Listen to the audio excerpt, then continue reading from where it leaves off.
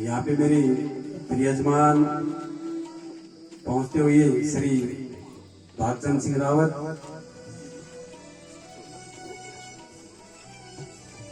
उनका अभिनंदन, उनका स्वागत। ज्योति ग्राम छामा से पधारे हैं कि स्वयं भू मनु जो है उनके पुत्र सुखदेव जी ने कहा 2 पुत्र हैं, एक है प्रियव्रत और उत्तानपाद।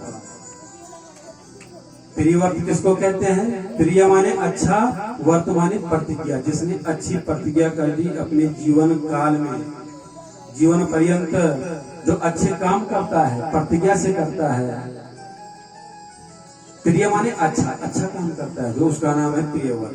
हम सब प्रियव्रत जितने बैठे हैं, अगर हमारी अच्छी नीति है, अच्छे विचार हैं, तो हम फिर क्या है? प्रियव्रत। दूसरे पुत्र कौन है? उत्तानपाद। उत्तानपाद माने ऊंचा पद, जिसको ऊंचा पद मिल जाता है। उत्तान माने ऊपर को। पद की प्राप्ति जब हो जाती है, अच्छे विचारों से अगर वो चले, अच्छी नीति से चले, तो वही उत्तानपाद है। हम सब क्या है? उत्तानपाद है। महाराज जी उत्तानपाद जो है, इनकी 2 पत्नियां हैं।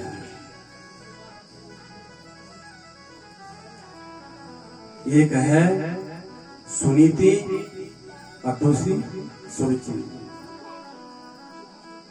उत्तानपाद की जो पहली पत्नी है ना सुनीति, बड़ी सुशील, यशस्वी, विदुषी, बहुत सुंदर, मधुरभाषी है हमारा। आहा, शास्त्र कहता है ना, कितना भी बड़ा भवन हो, कितना भी बड़ा महल क्यों ना हो, धनवान, बलवान, ऐश्वर्यवान सब है, लेकिन अगर उस घर में स्त्री नहीं है ना, तो फिर घर नहीं है। न ग्रहं ग्रहमित्याहु ग्रहणी ग्रहमुच्यते। आहा, कितनी सुंदर बात है। न ग्रहं ग्रहमित्याहु, वो तब तक घर नहीं है जब तक उसमें अच्छी सुशील स्त्री नहीं है। न ग्रहणी ग्रहमुच्यते। घर तभी कहा जाता है, घर ही स्त्री को कहा जाता है। बड़े बड़े प्रासाद भवन बनाने के लिए घर नहीं करते, स्त्री को घर कहा जाता है।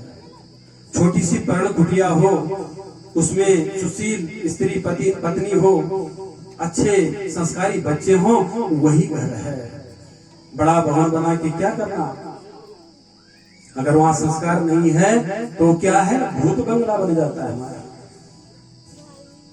बहुत श्रीमद् भागवत क्या सिखाता है? यही तो सिखाता है ना। तो उनकी पत्नी का नाम है सुनीति। एक दिन राजा उत्तानपाद सुदूर जंगलों में घूमने चले गए महाराज। जब वहां गए तो उन्होंने एक कन्या को और देखा, उसका नाम क्या है? सुरुचि। सुरुचि आकर्षण हो गया उत्तानपाद को, और गंधर्व विवाह करके और उसको घर पे लेके आ गया। अब जब घर पे लेके आए ना, तो सुनीति जब देहरी पे खड़ी है, तो सुरुचि को लेके आ रहे हैं कौन? उत्तानपाद। सुनीति ने कुछ नहीं पूछा, लेकिन सुरुचि ने पूछा कि राजन ये कौन है? राजन कहते हैं कि ये मेरी पत्नी है सुनीति। कहते जब तुम्हारी पत्नी थी तो मुझे क्यों लाएगा? अगर मैं आ गई हूं तो या तो ये रहेगी या तो मैं रहूंगी, नहीं तो मैं जा रही हूं।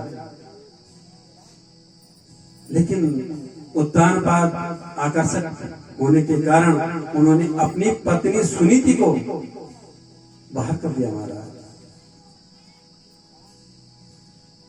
जब सुनीति को बाहर किया तब उसके गर्भ में एक छोटा सा शिशु पल रहा था उत्तानपाद का। सुनीति ने प्रत्युत्तर कुछ नहीं किया। एक बार कहा उत्तानपाद ने कि तुम यहां से चली जाओ, और सुनीति चुपचाप निकल गई। महाराज मन में दुख है, हृदय दुखी है, लेकिन किसको बताए। और चलते चलते चली गई महाराज राजमहल छोड़ के। अब सुरुचि और उत्तानपाद उस महल में रहा करते हैं। आहा, एक छोटी सी पर्ण कुटिया में वास करती है। कौन? सुनीति, जंगलों में। महाराज कुछ महीने के बाद सुनीति के उस पर्ण कुटिया में एक छोटा सा शिशु, एक बालक का जन्म हुआ। और उस बालक का जब जन्म हुआ ना, तो उसका मुखमंडल कैसा है? तेज, उसमें तेज है, मस्तिष्क चमक रहा है। होनहार बालक जिसको कहते हैं।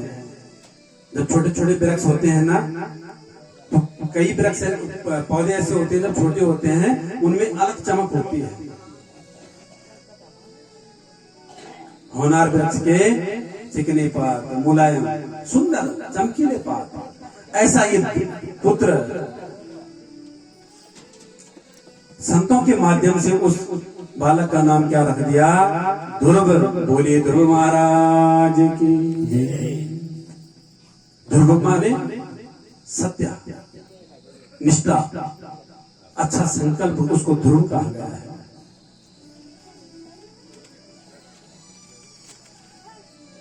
और जब ध्रुव धीरे धीरे बड़ा हो रहा है, महाराज संस्कार दे रही है। कौन? सुनीति। अब देखो, स्त्री एक ऐसी है, ऐसा स्वभाव है स्त्री का कि घर में अगर स्त्री है, चाहे तो घर को स्वर्ग बना दे, चाहे तो घर को नरक बना दे, चाहे तो घर को भूत का बंगला बना दे। इस प्रकार से अगर स्वभाव हो, जिस प्रकार से स्त्री संवार सके अपने घर को, अपने बच्चे को चाहे संत बना दे, महात्मा बना दे, भगवान का भक्त बना दे, या चोर डाकू बना दे। सबसे प्रथम गुरु कौन है बच्चों का? माँ। गुरुणाम चैव सर्वेषां माता परम एक गुरु। गुरुणाम चैव सर्वेषां, सब में सबसे बड़ा गुरु माँ है। माँ को पहला गुरु माना गया है, पिताजी को नहीं, पिताजी को दूसरा। इसलिए मातृ शक्ति अपने बच्चों को जिस प्रकार से संस्कार दे, बढ़ा सकते अपने बच्चों को। मां से बढ़कर कोई गुरु नहीं है इस धरती पर। महाराज बालक बढ़ते बढ़ते जब बड़ा हो गया ना, तो सुनीति जो है ना, सत्संग में जाती है ना जब, तो अपने बच्चे को साथ लेके जाती है, ध्रुव को।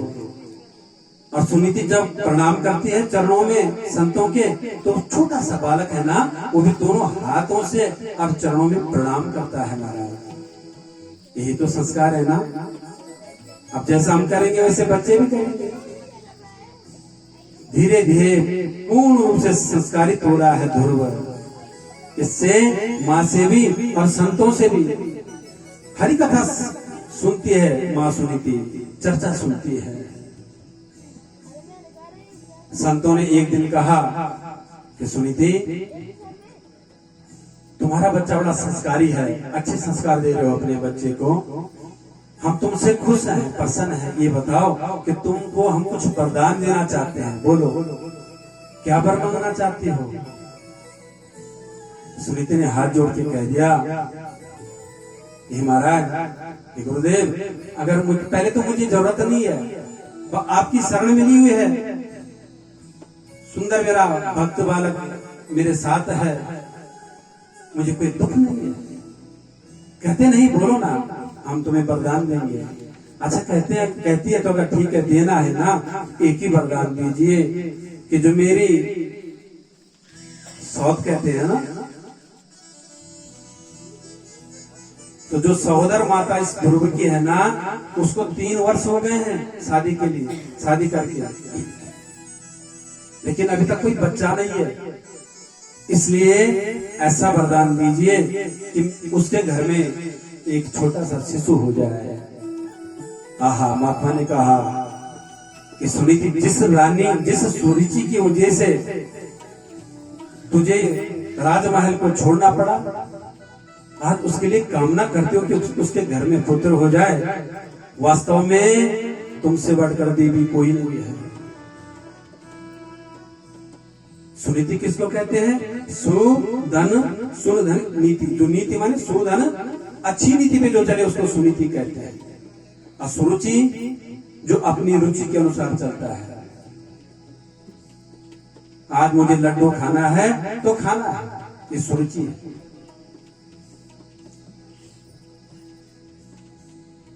आज मुझे इस तरीके से पकवान बना के खाने हैं तो खाने हैं, ये क्या है? सुरुचि। जो सुरुचि पे ज्यादा चलता है ना कोई भी, तो उससे क्या होता है? व्याधि मिलती है शरीर को, पल पल पे व्याधि मिलती है। इससे सुनीति से चलना चाहिए।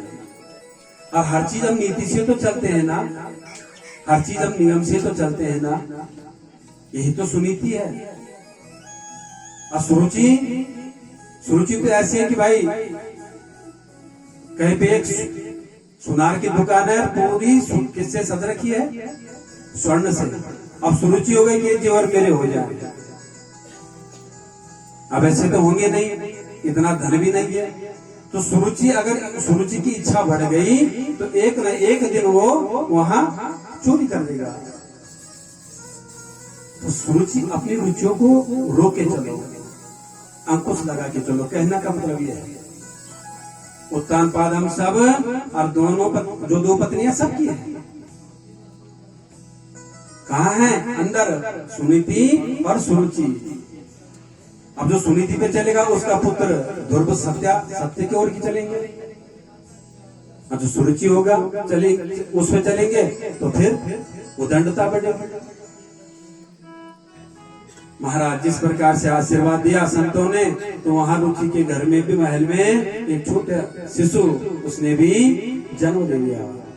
उसका नाम रख दिया उत्तम। एकदा सुरुचि पुत्रम कमारो प्यलालयन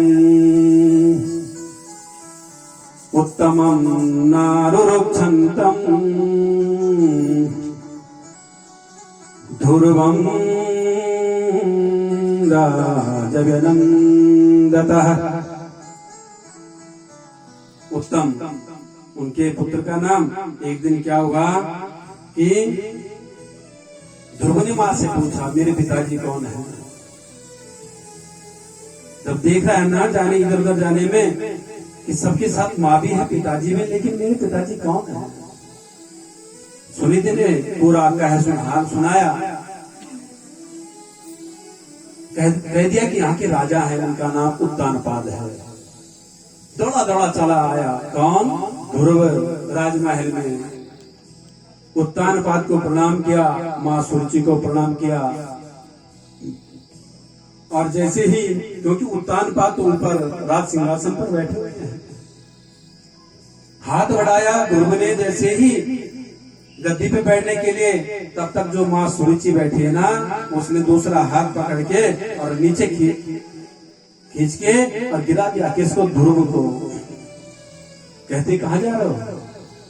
ध्रुव कहते हैं मैं अपने पिताजी की गोद में बैठना चाहता हूँ। मेरी माँ ने कहा कि मेरे पिताजी हैं। कहती अगर उनकी गोद में बैठना चाहते हो ठीक है, तुम्हारे पिताजी है ना, लेकिन मैं तुम्हारी माँ नहीं हूँ। और अगर तुम्हें राज सिंहासन पर अपने पिताजी की गोद में बैठना है ना, तो पहले मेरे पुत्र बन के आओ। तब जाके तुम्हें अधिकार प्राप्त होगा।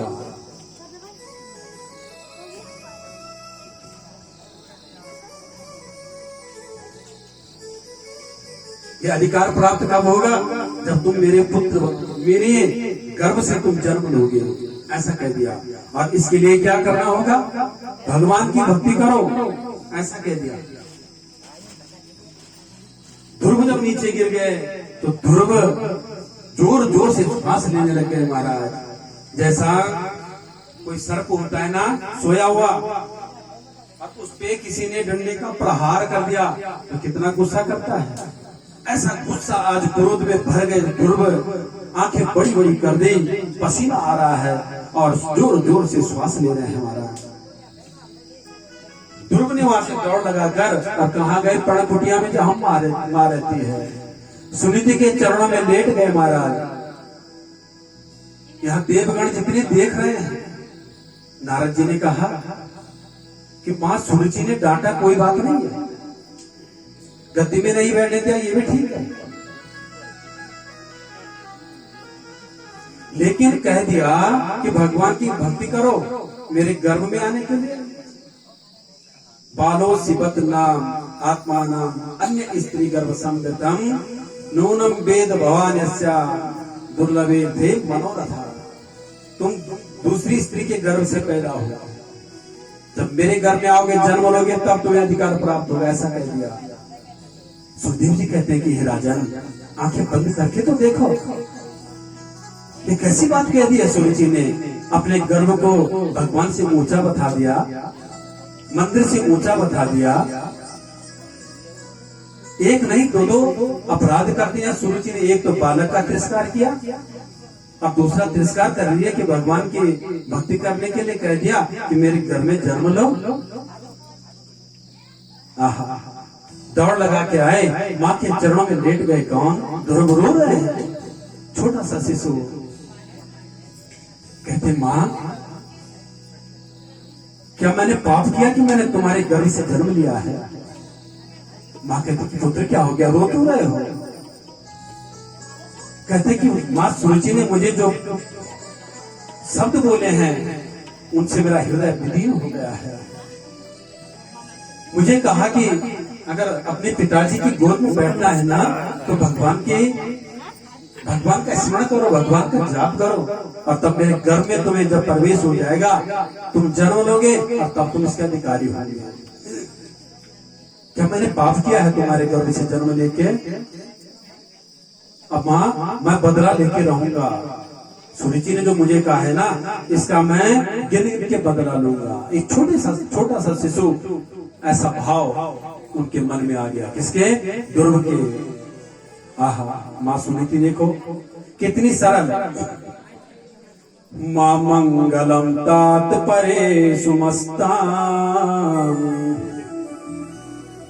भुक्ति जनो यार परदो खदस्तत सत्यम सुरुच्या विहितम् भवान में या दुर्भागया उदरे गृहीत। क्या कहा कि अमंगल मत बोलो। ध्रुव के मुख पे हाथ लगा दिया, ऐसे मत बोलो। आज की बात होती ना कल की, तो भयंकर झगड़ा हो जाता, होता कि नहीं? लेकिन सुनीति को देखो, तभी तो नाम सुनीति है ना, अच्छी नीति पे चलती है। हाथ लगा दिया, मुख बंद कर दिया, अमंगल मत बोलो। अरे सुरुचि ने तुम्हें कहा है ना कि भगवान की भक्ति करो, तो गलत क्या कहा है? भगवान के चरणों में अर्चना वंदना के लिए तो कहा है। ये तो उपदेश दिया है तुम्हें पुत्र, तुम गुस्सा क्यों करते हो? आहा, ऐसी माँ और ऐसा पुत्र, ये बड़े भाग्यवान होते महाराज। कहा तुम जाओ वन में और भगवान की भक्ति करो। ध्रुव कहते माँ तुम लोग मुझे भक्ति करने के लिए कह रही हो? माँ कहती बिल्कुल सुंदर उपदेश दिया है सुरुचि ने, तुम्हें भी भक्ति करनी चाहिए ताकि भगवान के दर्शन हो जाए। मैं तो चाहती हूँ कि तुम बड़े भक्त बनो, बड़े बड़े भक्तों में तुम्हारा नाम आए, ऐसा मैं चाहती हूँ। गोस्वामी तुलसीदास जी कहते हैं अपने शब्दों में कि पुत्र किसको कहते हैं? पुत्रवती युवती जग सोई, पुत्रवती युवती जग सोई, पुत्रवती युवती जग